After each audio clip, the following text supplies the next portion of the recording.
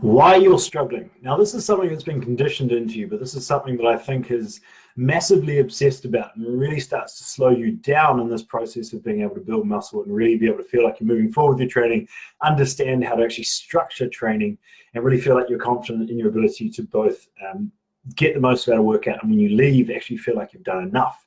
So the one thing that I feel is really holding most people back from training is this aspect of knowing what heads to train. So an example of that may be triceps or quads, where you're trying to target a certain part of that horseshoe, or you're trying to just focus on your teardrop and whatever else. And because it's so conditioned through this focus in magazines and online and all sorts of stuff, that it get in the way of you really ultimately understanding this process of how to build muscle. Because at the end of the day, that's like a 1%. Like, how can we bring this little stuff up when you've already got a good amount of muscle on you, when you've already got a good proportionate overall, a good amount of muscle on your whole body?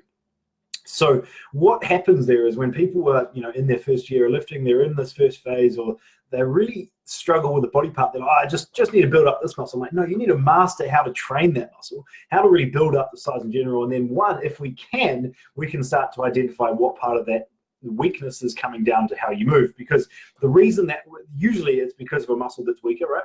And it's a position where they feel that they don't feel it as well. So you obsessing over one part of that muscle gets you putting yourself into funky ranges. So this idea of rolling your knees out, rolling your knees in for leg extension, for example, is a terrible idea, because they all attach over the knee. They only attach over a hinge joint that only moves one way, and your ability to rotate left or right is only going to stress more on the joint, less on the muscle. So that little percentage increase that you arguably get on a certain muscle is at the expense of your joint being able to function and move the way it should. So what I want you to do and start to question in the way you do these exercises is this going to benefit me long term? What's this really affecting? That for that little 1% gain I get on the teardrop or the rotation or whatever that I have, does that actually help the way I move or the integrity of my joints over time? Because the amount of stuff people are doing, and they're literally putting half of their workout aside to trying to bring up this one area of the pec or this little bit of the tricep, and you get away from this actual focus of what is the function of that muscle, how am I going to maximize what I do in the gym to improve and move forward with what I'm doing, rather than obsessing over the little things. So just think about that 80-20 approach. It's going to be those bigger movements. It's going to be the ones you feel great, the ones you feel stable in, and accessing the full range of that muscle that's ultimately going to make a massive difference in the way you move forward, you start progressing with your training, as opposed to trying to get this little side of the head working, or trying to make those little adjustments that ultimately are actually screwing your joints, as opposed to improving the way you build muscle. And I've talked about this a lot before, about this concept of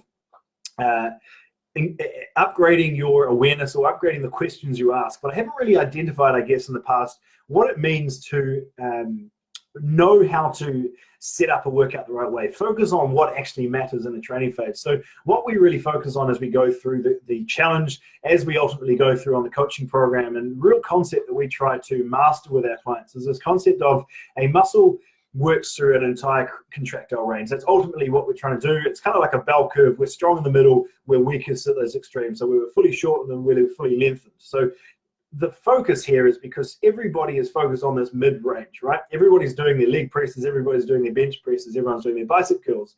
But nobody ever gets into a curl where they're getting right back past their body. They're never getting a leg extension, holding that shit at the top, or a row and really squeezing that stuff around. Hey, Alethea, trying to get to a position where we're actually spending time where we're weakest, building up this control and learning to build this balance, or this ability to get strong in the extremes of the range, which is ultimately going to help us so much more long term, and be able to build this control, build muscle, because we can actually progress with what we're doing, but also at the same time saving our joints, improving our mobility and overall awareness of how those muscles function. So what we start to really master is a skill of how do we train that muscle through each part of that range, rather than this focus of how do I hit my short head of my tricep, or how do I improve the horseshoe, and ultimately a lot of that comes down to genetics anyway.